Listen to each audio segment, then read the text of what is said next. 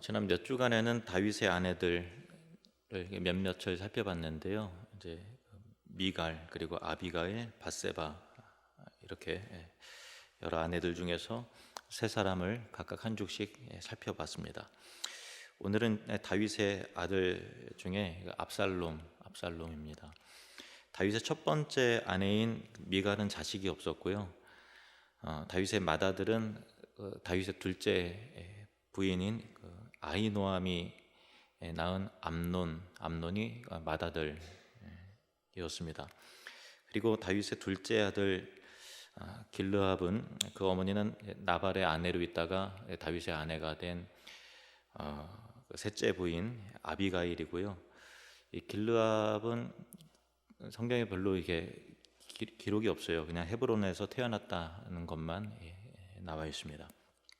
그리고 다윗의 셋째 아들이 바로 압살롬인데 구술왕 달메의 딸 마아가가 낳은 아들인데요. 이 압살롬이 외모가 대단히 준수했던 그런 인물이었고, 또 그의 이 집념도 외모 못지않게 아주 강한 사람이었습니다. 다윗의 많은 그 아들들 중에서 다윗이 살아 있을 동안에 다윗을 가장 마음 아프게 하고 또 괴롭게 하고 위태롭게 한 성경에서 많은 이야기를 남긴 아들이 바로 압살롬입니다.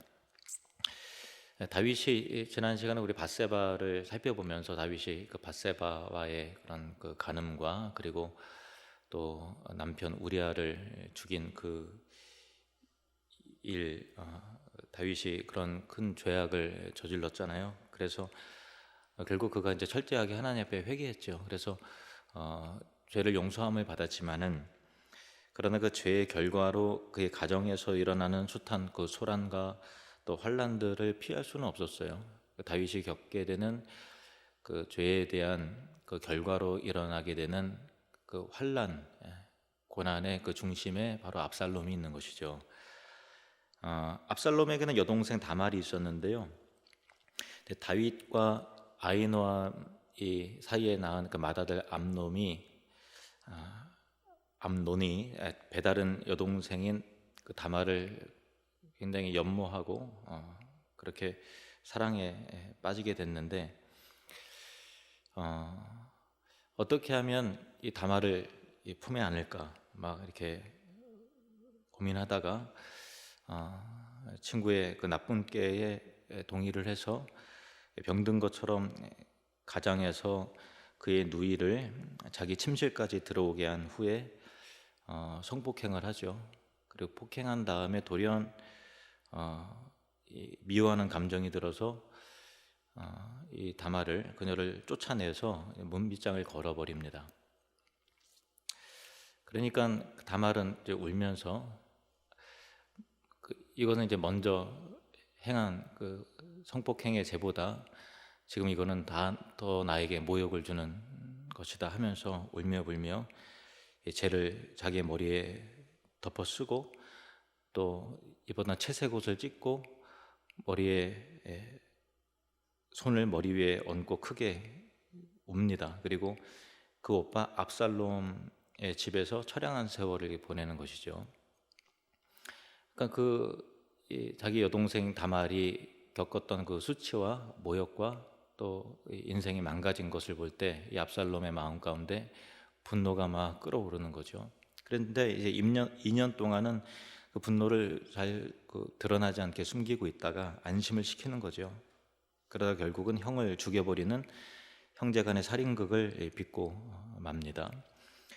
압살롬은 양털 깎는 잔치를 열고서 그것을 빌미로 왕자들을 다에게 초대를 합니다. 그리고 그 가운데서 암논을 죽인 것인데요. 다윗의 아들들 사이에서 고륙 상쟁의 비극이 이로 인해서 시작이 된 것입니다. 그리고 압살롬은 이제 외가로 도망가서 3년이라는 시간을 동안 이 피난 생활을 했는데, 결국 군대 장관이면서 또 다윗의 큰 누님의 아들인 요압이 나서서 부자 간의 화해가 이루어지도록 합니다. 그러나 압살롬이 예루살렘으로 돌아오긴 했으나 아직 다윗을 보지 못했고 2년이 더 경과한 후에 비로소 다윗과 입맞춤으로 화해가 극적으로 이루어지게 되죠. 그 후에 압살롬은 완전히 복권이 되는데, 그러나 이때로부터 그의 아버지 통치에 노골적으로 이제 불만을 표시하면서 민심을 동요시키고 자신이 왕위의 계승자라야 한다는 주장을 은근슬쩍 흘리면서 사람들의 마음을 훔치고 또 아버지 다윗과 이간질을 시키고 왕위 찬탈을 계획을 하는 것이죠. 점점 이제 왕에 대한 불만 세력들을 이제 규합해서 세를 점점 늘려가다가 다윗의 집권 초기 수도로 삼았던 이제 헤브론에 자신을 이제 지지하고 다윗의 정권에 불만을 품은 사람들을 이제 모이게 한 다음에 모반을 이제 일으키는 것입니다. 압살롬이 반란 소식을 들은 다윗은 바로 그 반란을 진압하지 않고 수도 예루살렘을 포기하고 도피하는 길에 오르는데요. 근데 이제 압살롬이 예루살렘을 장악했을 때 다윗의 신복이자 모사였던 후세가 이제 거짓으로 이제 반란군과 이제 한편인 것처럼 위장해서 잠입하죠. 그리고 나서 그 전략의 혼선을 가져오는 일을 합니다. 후세가 그랬고요. 압살롬은 모사 아히도벨의 계략에 따라서 백주 대낮에 그 왕의 다윗 왕의 후궁들과 이제 더불어 동침하면서 이제 진정한 왕이 나다라고 하는 것을 이제 상징적으로 보여주죠. 그래서 밧세바 가는 사건 가운데 하나님께서 예고하셨던 너는 은밀히 행했지만 나는 백주에 이 일을 너는 당하게 될 것이다라고 예언한 대로 그렇게 되어지는 것을 보게 됩니다. 이처럼 모사 아히도벨을 철저하게 신뢰하는 압살롬이었는데, 이제 아히도벨은 즉각적으로 군대 동원해서 계속해서 여세를 몰아서 다윗을 추격을 해서 완전히 이제 말살을 시켜버리자라고 하는 제안을 했는데, 이제 후세는 이제 군대를 재정비해서 더 강한 힘을 키워서 일시에 그렇게 한번 이렇게 다 죽이자고 그렇게 합니다. 그러니까 이제 압살롬을 패망케 하려는 하나님의 계획에 따라서 이 압살롬이 이제 후세의 말이 더 옳은 것처럼 여겨지도록 이렇게 하죠. 그렇기 때문에 다윗은 이제 시간을 벌게 됩니다. 결국 이제 양군 사이에서 전면전이 붙게 되었고 압살롬 편에 속한 군대가 다윗의 군대에 완패하게 됩니다. 그리고 잘 아시는 대로 압살롬은 죽죠. 그 과정은 노새를 타고 도망가다가 평소 그의 자랑거리였던 아름답고 탐스러운 머리털이 상수리 나무에 걸려서 대롱대롱 매달리고 이를 본 군대 장관 요압이 칼로 죽여버리죠. 다윗이 그 아들을 죽는 것을 원치 않았음에도 불구하고 이를 살려둘 수 없다 해서 죽여버립니다. 그래서 이제 반란 사건은 진압이 되고 끝이 나는데, 이 사건은 가족 간에 일어난 분란 정도의 사건이 아니라 다윗 통치 기간에 일어났던 가장 위협적이고 비극적이고 다윗을 가장 고통스럽게 하고 또 많은 사람들을 죽게 만드는 그런 큰 사건이었어요. 그리고 이것이 이제 다윗이 밧세바를 취하고 우리아를 죽인 개인적인 범죄에 대해서 하나님께서 참 죄는 참 이렇게 무서운 거구나라는 것을 깨닫게 되고요. 하나님 편에서의 징벌이 이 수많은 사람들의 인명을 앗아가는 비극적 사건으로 이제 귀결되었구나라는 걸 통해서 우리가 죄를 지을 때 하나님께 용서받지만 한편으로는 죄에 대한 결과를 책임져야 된다라고 할 때, 야, 죄가 진짜 무섭구나, 악이라는 것이 정말 무섭구나, 두렵구나라는 것을 깨닫게 하죠. 다시 이제 이 압살롬과 다윗의 관계에서 일어나는 일들을 이제 스토리는 이렇고요. 구속사적인 의미에서 이거를 좀 다시 한번 좀 조명해서 살펴보려고 합니다. 사무엘하 14장에 보면은 암논을 죽이고 외가로 도망갔던 압살롬이 돌아와서 아버지 다윗과 화해하는 장면이 나오는데요. 근데 화해를 했는데 이게 그 화해가 다윗이 압살롬을 용납한 것이 잘한 일이냐 못한 일인 거냐 한 거에는 참 이게 해석하기 굉장히 어려워요. 왜냐하면 그 결과가 비극적이고 얼마나 곤란하게 된 걸 알기 때문에 이게 과연 옳은 것이냐라고 하는 부분에 있어서 다양한 견해가 있을 수 있지만은 그러나 전체적인 맥락에서 살펴보지 말고 적어도 이 결과적인 이야기는 배제하고 다윗과 그 압살롬의 화해는 적어도 이제 그 복음적인 의미에서 용서받을 수 없는 죄를 짓고 도망간 아들이 어떻게 아버지와 화해의 기회를 얻게 되는가? 정말 용서받을 수 없는 아들이 아버지의 품에 어떻게 돌아올 수 있는 기회를 얻는가에 대한 이 복음적 메시지가 그 안에 담겨져 있는 것이죠. 일단은 결과까지 내다보지 말고 이 사무엘하에 있는 그 복음적 메시지만 좀 파악을 하도록 하겠습니다. 사무엘하 13장 37절에서 39절 말씀을 보면은 압살롬은 도망하여 구술 왕 암미훌의 아들 달메에게로 갔고 다윗은 날마다 그의 아들로 말미암아 슬퍼하니라. 압살롬이 도망하여 구술로 가서 이제 외가되어 거기에 산지 3년이라. 다윗 왕의 마음이 압살롬을 향하여 간절하니 암논은 이미 죽었으므로 왕이 위로를 받았음이로다라. 다윗은 이제 3년이라는 기간이 이제 지나가면서 이제 맏아들 암논은 이미 이제 죽은 아들이잖아요. 근데 살아있는 아들을 못 보니까 그 마음이 굉장히 애달프고 고통스럽고 슬픈 거죠. 그래서 살은 아들이라도 좀 만났으면 좋겠다라고 하는 그 아비의 마음이 있는 거예요. 근데 그 군대 장관 요압이 이런 그 왕의 마음을 알고서 그 화해를 시킬 방책을 강구를 하는데, 왜냐하면은 왕의 마음이 그토록 간절하지만은 명분이 없이는 왕이 이랬다 저랬다 못하기 때문에 그 왕의 고충을 해결해 주는 거죠. 그래서 그 명분을 만들어 주는데, 한 지혜 있는 여인을 이제 상주된 것처럼 상복을 입혀서 다윗에게 들여 보내면서 너는 이제 들어가서 왕에게 이러저러한 일을 고하라라고 이제 지시를 하는 겁니다. 그 내용은 뭐냐면은 여인이 다윗에게 고하는 말은 자신의 남편이 죽은 이제 참 과부입니다. 근데 아들 둘이 있었는데 싸우다가 형이 동생을 그만 죽여버렸습니다. 큰 비극이죠. 근데 이거는 이제 말려줄 사람이 없는 그 들에서 충동적으로 된 일이었습니다라는 거죠. 근데 온 족속이 일어나서 율법대로 공의를 시행하자라고 하면서 동생 죽인 죄를 갚아서 형까지 죽여서 이제 상속자가 될 것까지 끊어버리겠다라고 이제 그 동네 사람들이 다 들고 일어나서 벼르는 거죠.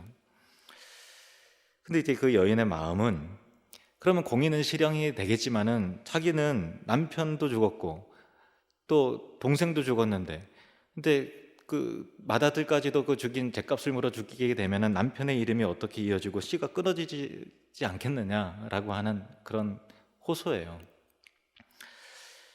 이 방책을 통해서 여인은 다윗에게서 어떤 대답을 듣는가 하면은 그 여인의 그 마음이 느껴지는 거죠. 그래서 여호와께서 살아계심을 두고 맹세하노니 내 아들의 머리카락 하나도 땅에 떨어지지 아니하리라라고 하는 이 판결을 얻어냅니다. 보장을 얻어내는데, 그 이야기를 듣고서 여인이 이제 그 본색을 이제 드러내면서 다윗에게 하는 말이 이거예요. 왕께서는 이 여인의 자식은 용납하겠다고 말씀하시면서 어찌하여 왕의 아들은 돌아오지 않게 하십니까? 라는 거죠. 그러면서 이 지혜로운 여인이 하는 말이 이것입니다. 사무엘하 14장 14절 말씀 같이 읽겠습니다. 시작. 우리는 필경 죽으리니 땅에 쏟아진 물을 다시 담지 못함 같을 것이오나 하나님은 생명을 빼앗지 아니하시고 방책을 베푸사 내쫓긴 자가 하나님께 버린 자가 되지 아니하게 하시나이다. 그러니까 우리는 필경 죽으리니 땅에 쏟아진 물을 다시 모으지 못한 같다라고 하는 것은 우리 인간의 처지예요. 우리는 다 죄인이잖아요. 전적으로 부패하고 전적으로 무능해서 그 죄로 인해서 공의의 판결, 심판과 죽음, 지옥의 형벌은 피할 수 없는 그 죽음이 운명지어진 자와 같다라는 거죠. 우리 인간의 처지라는 거예요. 운명과 그 한계를 말하는 것인데, 그래서 이미 저질러진 엎질러진 물이잖아요. 우리가 살면서 얼마나 많은 죄를 졌습니까? 그 죄가 이미 다 저질러진 거잖아요. 어떻게 그것을 쓸어 담겠습니까? 하나님 앞에서 어떻게 다 주워 담을 수 있겠어요? 물이 다 엎질러졌는데 이미 저질러진 죄는 어떻게 수습할 수 없는 이 모양이기 때문에 죄에 대한 결과로서 우리는 그 사망을 당연히 받아야 되는 그런 진노의 자식들입니다 라고 하는 그런 거죠. 이게 절망이죠. 절망이에요. 그러니까 하나님의 공의는 분명히 옳아요. 하나님께서 죄를 심판하시고 또 사망 선고를 내리시는 하나님의 진노와 심판은 분명히 옳습니다만은 우리 인간의 측면에서는 절망이죠. 그러나 하나님은 그러한 심판의 운명으로 결론짓지 않으시고 돌이켜 살릴 수 있는 방책을 베푸사 이 부분은 굉장히 중요해요. 방책을 베푸사 내쫓긴 자가 하나님께 버린 자가 되지 않도록 하시는 분이 아닙니까? 라는 거예요. 하나님은 우리가 죽을 운명이지만 어떻게든 방책을 베푸사 나간 자가 돌아오게 하시는 하나님이 아니십니까? 라는 말인 거죠. 이것이 여인을 통해서 언급된 이것이 구속사역의 그 복음적 핵심이라고 할 수 있는 것입니다. 예수 그리스도의 구속의 사역이라는 것은 범죄에서 에덴에서 추방당한 자식으로 하여금 죽지 않고 돌아오게 하시는 하나님의 방책이기 때문입니다. 죄를 지어 나간 자식이 돌아오게 하시는 이 방책이 곧 우리의 죄를 담당하신 예수님의 십자가이며 이 방책이 곧 복음이며 이 방책을 통해서 우리가 용서받은 하나님의 자녀가 되는 것이죠. 예수 그리스도의 십자가를 통해서 우리를 살리실 명분, 공의의 실현이 이루어지기 때문에 우리가 주님 앞에 나아갈 수 있는 그 근거가 마련이 된 것이죠. 베드로전서 3장 18절 말씀 같이 읽겠습니다. 그리스도께서도 단번에 죄를 위하여 죽으사 의인으로서 불의한 자를 대신하셨으니 이는 우리를 하나님 앞으로 인도하려 하심이라. 그 방책으로 의인으로서 불의한 자를 대신하여 죽게 하사 불의한 나를 하나님 앞으로 인도하시기 위해서 베푸신 방책이 예수 그리스도시다라는 것입니다.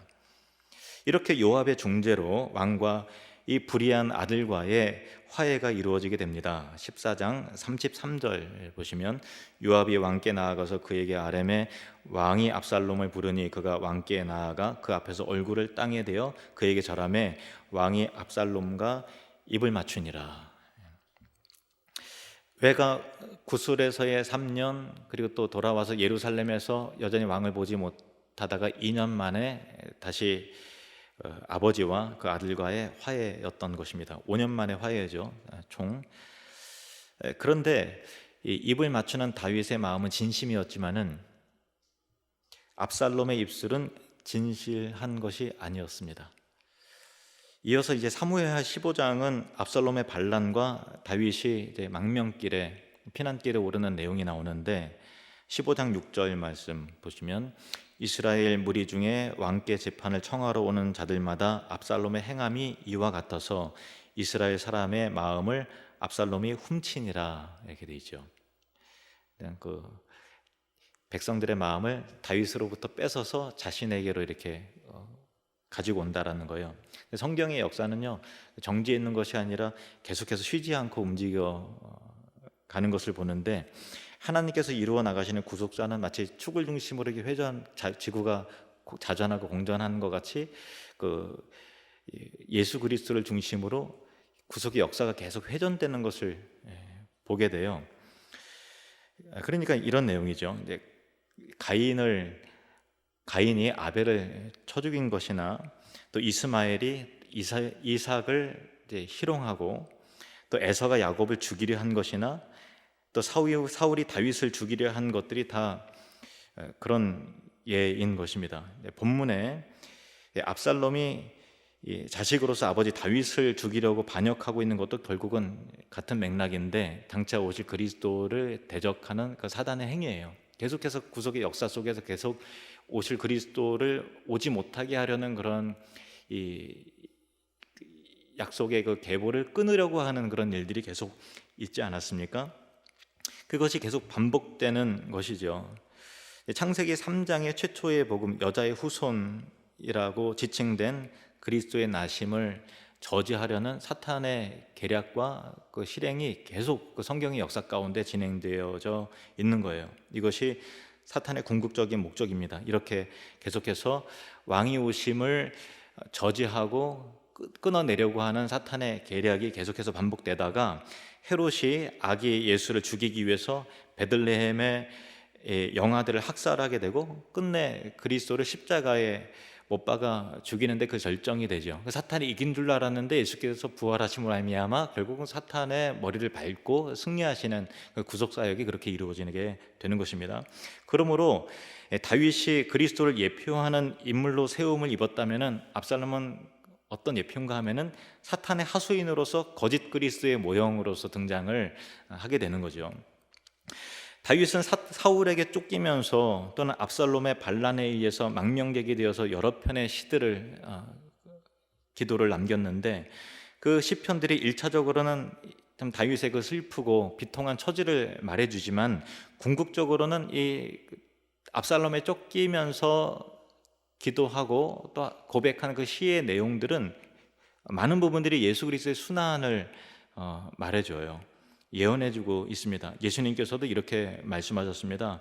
누가복음 24장 44절 같이 읽겠습니다. 시편에 나를 가리켜 기록된 모든 것이 이루어져야 하리라. 다윗의 시를 성경에 있는 내용을 예언이 이루어져야 하리라는 거죠. 그래서 압살롬으로부터 고난당하는 다윗을 통해서 순환당하실 예수 그리스도를 바라보게 되고 또 다윗을 대적하는 압살롬을 통해서 누구를 봅니까?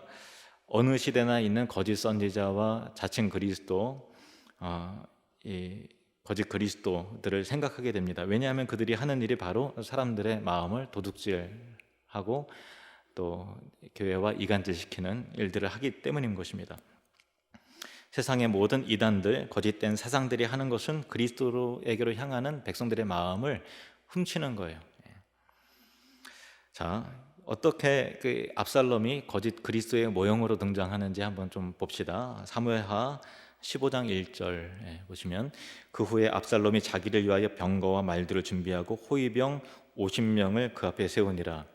얼마나 멋있어요. 딱 보기에도 행렬이 딱 있고 위풍당당한 모습으로 딱 볼 때 야, 그 포스가 저 사람이 왕이구나 하는 느낌이 들어 되게 멋있는 이제 뭐 백마 타고 등장하는 것 같이 그렇게 하지 않습니까?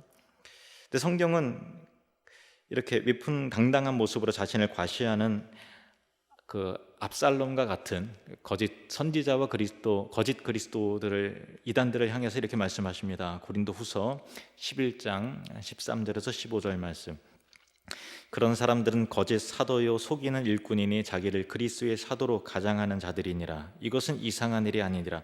사탄도 자기를 광명한 천사로 가장하나니 그러므로 사탄의 일꾼들도 자기를 의의 일꾼으로 가장하는 것이 또한 대단한 일이 아니니라. 그들의 마지막은 그 행위대로 되리라. 이렇게 말씀하셨습니다. 사무엘하 15장 2절에서 3절 말씀 보시면 압살롬이 일찍이 일어나 성문길 곁에 서서 어떤 사람이든지 송사가 있어 왕에게 재판을 청하러 올 때에 그 사람을 불러 이르되 너는 어느 성읍 사람이냐 하니 그 사람의 대답이 종은 이스라엘 아무 지파에 속하였나이다 하면 압살롬이 그에게 이르기를 보라 내 일이 옳고 바르다마는 내 송사를 들을 사람을 왕께서 세우지 아니하셨다 하고 이렇게 말을 하죠. 근데 이게 보면은 2절에 언제 일어나요? 일찍 일어나요. 일찍 일어나요. 다윗 왕은 이제 나중에 느슨해져 갖고 막 저녁 늦게 일어나 갖고 범죄하고 막 그러잖아요. 그런데 압살롬은 너무 부지런한 거예요. 그러니까 지금 왕이랑 완전히 떠오르는 샛별처럼 야 이게 질이 다르네 하는 그 느낌을 딱 주지 않습니까? 그리고 부지런히 백성들의 마음을 훔치고 왕과 백성들을 이간질하는 겁니다. 근데 가만히 보시면요, 기존 성도들, 정통교회 성도들보다 이단들이 얼마나 부지런한지 몰라요. 이단의 열심을 여러분 따라 하실 수 있으시겠습니까? 얼마나 집집마다 돌아다니고 거리마다 돌아다니고 영상 만들어서 올리고 막 동호회 만들어서 사람 꿰고 설문조사하고 얼마나 친절히 하고 얼마나 부지런히 다닙니까? 그 열심은 진짜 압살롬의 완전 열심이에요. 얼마나 새벽부터 일어나서 사람들을 거짓말로 호리고 훔치고 하는지 모릅니다. 그래서 정통 교회를 이간하고 목사와 성도를 이간하고 예수님과 신자들을 이간하게 만드는 거죠. 그래서 헷갈리게 만든 거예요. 마치 다윗을 정통이 아니라 압살롬이 정통인가 이렇게 생각이 들 정도로 저분이 오실 그리스도인가 이게 막 헷갈리게 이렇게 하는 거죠. 근데 그 열심과 또 여러 가지 위풍당당한 모습과 그 친절과 막 진리에 사무친 그 열정을 보면 진짜인 것 같거든요. 그러니까 이제 미혹을 당하는 것이죠. 잠언 7장 11절에서 13절 말씀 보시면, 이 여인은 떠들며 완악하며 그의 발이 집에 머물지 아니하며, 그의 발이 집에 머물지 않는다. 얼마나 부지런한지 몰라요. 어떤 때에는 거리, 어떤 때에는 광장, 또 모퉁이마다 서서 사람을 기다리는 자라. 그 여인이 그를 붙잡고 그에게 입맞추며 부끄러움을 모르는 얼굴로 그에게 말하되. 그죠? 굉장히 부지런하죠. 그러니까 여러분, 과도히 친절하고 부지런한 사람을 조심하십시오. 갈라디아서 4장 17절 말씀 같이 읽겠습니다. 시작. 그들이 너희에게 대하여 열심 내는 것은 좋은 뜻이 아니요 오직 너희를 이간시켜 너희로 그들에게 대하여 열심을 내게 하려 함이라. 잘 경계하십시오. 사무엘하 15장 4절에서 5절, 또 압살롬을 한번 좀 살펴봅니다. 또 압살롬이 이르기를 내가 이 땅에서 재판관이 되고 누구든지 송사나 재판할 일이 있어 내게로 오는 자에게 내가 정의를 베푸길 원하노라. 무슨 굉장히 멋지잖아요. 내가 정의를 베풀길 원하노라 이렇게 말해요. 사람이 가까이 와서 그에게 절을 하려고 하면 압살롬이 손을 펴서 그 사람을 붙들고 그에게 입을 맞춰요. 알죠? 예. 얼마나 친절하고 얼마나 겸손하고 내가 정의를 베풀기 원하노라 할 때 내가 답답한 마음, 억울했던 마음이 다 녹아지고 진정한 사랑과 겸손의 왕을 보게 되는 것 같은 그 마음이 드는 거죠. 간교함의 극치입니다. 백성들은 생각하게 됩니다. 이처럼 사랑이 많고 친절한 왕이 어디 있단 말인가. 다윗은 마음에 안 들어. 이처럼 새벽에 일찍 일어나서 백성들을 부지런히 찾아다니면서 신방하고 재판하는 이 왕이 과연 어디 있단 말인가, 이렇게 감동을 받습니다. 그래서 우리는 분별력을 가져야 되죠. 사무엘하 15장 6절 말씀, 이스라엘 무리 중에 왕께 재판을 청하러 오는 자들마다 압살롬의 행함이 이와 같아서 이스라엘 사람의 마음을 압살롬이 훔치니라. 이게 됐어요. 훔쳤어요. 예수님은 이렇게 말씀하십니다. 요한복음 10장 10절 말씀 함께 읽겠습니다. 도둑이 오는 것은 도둑질하고 죽이고 멸망시키려는 것 뿐이요 내가 온 것은 양으로 생명을 얻게 하고 더 풍성히 얻게 하려는 것이라. 아멘. 우리가 이 압살롬을 통해서 살펴보는 가장 중요한 교훈은 우리의 마음에 뿌려진 진리의 또 말씀의 교훈을 이제 도둑질 당하지 않도록 마음을 지켜내는 것, 여러분 안에 있는 그 교훈을 지켜내는 것, 그것이 굉장히 중요합니다. 때때로 교회가 실망스럽고 저에게 시험이 들 수는 있을지 모르겠지만 그럼에도 불구하고 여러분 안에 심겨진 이 복음의 진리마저 아닌가 보다 그렇게 하진 마시기 바랍니다. 사무엘하 15장 13절 말씀, 사무엘하 15장 13절 같이 읽겠습니다. 전령이 다윗에게 와서 말하되 이스라엘의 인심이 다 압살롬에게로 돌아갔나이다 한지라. 지금 이런 상황이 된 거예요. 이런 상황이에요. 참 대세가 이미 기울어져서 이제는 다 끝장났습니다 하는 상황까지 이르게 된 것이죠. 다윗의 후손으로 오실 예수 그리스도, 정말 사탄은 집요하게 그 여자의 후손이 메시아가 오지 못하도록 계속해서 집요하게 이 혈통을 끊어내려고 하는 그런 사탄의 계략과 시도가 있는 것이죠. 이 과정을 통해서 이제 하나님께서 어떻게 이제 합력해서 선을 이루시는가 하면 다윗이 피난길에 오르잖아요. 엄청나게 고난을 당해요. 엄청 배신을 당하고 고난당하고 아픔을 다 겪어요. 그러면서 하나님은 결국은 순환당하시는 그리스도를 이 망명길에 오른 다윗을 통해서 우리에게 계시하시는 거예요. 완전히 사단에게 올무에 딱 져서 십자가를 지어서 세상 사람들이 예수는 이제 끝장났어, 자기가 메시아라며 왕이라며 아니구만 하고서 사탄이 완전히 다 이긴 것 같은 그런 위기를 예수님이 겪잖아요. 다윗을 통해서 그것을 예고하시는 거예요. 예수님께서 순환당하신다. 사람들에게 버림받는다, 백성들에게 버림받는다, 순환당한다 라는 것을 보여주죠. 그래서 사무엘하 15장 30절 말씀 보시면 같이 읽겠습니다. 다윗이 감난산 길로 올라갈 때 그의 머리를 그가 가리고 맨발로 울며 가고 그와 함께 가는 모든 백성들도 각각 자기의 머리를 가리며 울며 올라가니라. 울며 고난당하면서 감난산 길로 올라가는 이 다윗의 모습을 통해서 우리에게 예고하시는 메시지가 있죠. 진짜 왕도 이러할 것이다 라는 거예요. 이 1000년이 지납니다. 그래서 다윗의 후손으로 오신 그리스도께서도 이 감난산을 길을 걸으시면서 그와 함께 한 소수의 백성들, 부녀자들, 제자들이 가슴을 치며 웁니다. 가슴을 치며 울어요. 누가복음 23장 27절 말씀 같이 읽겠습니다. 또 백성과 및 그를 위하여 가슴을 치며 슬피 우는 여자의 큰 무리가 따라오는지라. 그대로 언약 그대로, 예언 그대로 성취되어지는 것을 봅니다.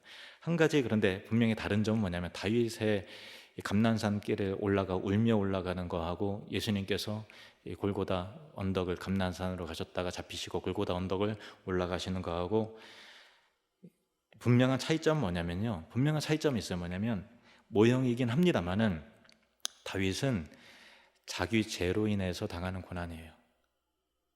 근데 예수님은 죄긴 죄인데 자신의 죄가 아니라 우리 죄를 대신해서 당하는 고난이셨다라는 것입니다. 이제 결론을 짧게 이야기하도록 하겠습니다. 다윗은 압살롬의 반역으로 다 끝난 것과 같은 그 상황에서 하나님은 그를 위에서 다시 기적과 같이 전세를 역전을 시키시는 거예요. 그리고 다윗의 군대가 압살롬을 이끄는 반란군에게 완승케 하셨습니다. 마치 예수 그리스도께서 사망 권세 이기시고 부활하신 것과 같은 위대한 부활이 승리가 이 가운데 있죠. 그리고 이제 처음 서론 이야기한 대로 압살롬은 그의 자랑거리인 교만의 상징인 머리카락이 상수리낭에 걸려서 대롱대롱 정말 우스꽝스러운 모습이잖아요. 얼마나 우스꽝스러워요. 그렇게 위풍당당하고 멋있어 보이는 그 떠오른 샛별과 같은 그 압살롬이 머리에 딱 걸려갖고 노새가 발밑에 빠져나가고 그 대롱대롱 매달려 있는 것이 얼마나 우스꽝스러워요. 하나님께서는 교만한 자를 반드시 조롱거리가 되게 하고 패망시키시는 하나님이시다라는 것을 보여주죠. 그리고 끝내 압살롬은 죽임을 당합니다. 여기서 얻는 교훈은 뭐냐면 압살롬이 막 진짜 왕같이 행세하고 막 민심이 다 할 때 그 당시에 어느 편에 설 건가라고 하는 그 긴장감이 백성들과 신하들과 군대 장관들과 모든 이스라엘에 그런 분열이 있는 거잖아요.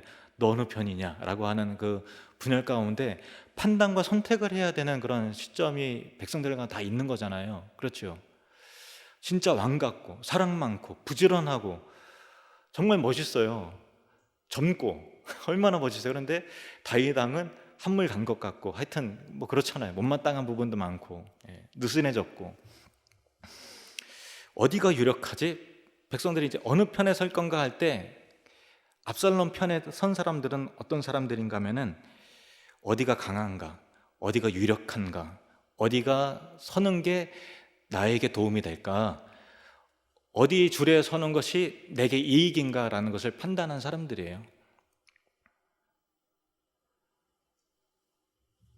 그 눈치 가운데 압살롬이 결국 이길 것 같아서 그가 더 나은 대책인 것 같아서 그 줄에 섰는데 그와 함께 한 사람들은 다 그와 함께 망하게 되었다는 것입니다.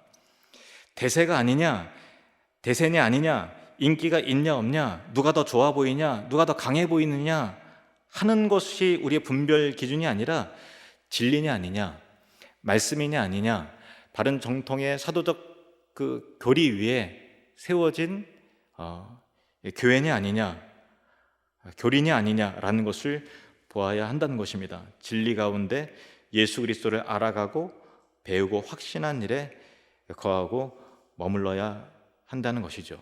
디모데후서 3장 14절 말씀을 우리 3번 같이 읽겠습니다. 시작. 그러나 너는 배우고 확신한 일에 거하라. 그러나 너는 배우고 확신한 일에 거하라. 그러나 너는 배우고 확신한 일에 거하라. 아멘.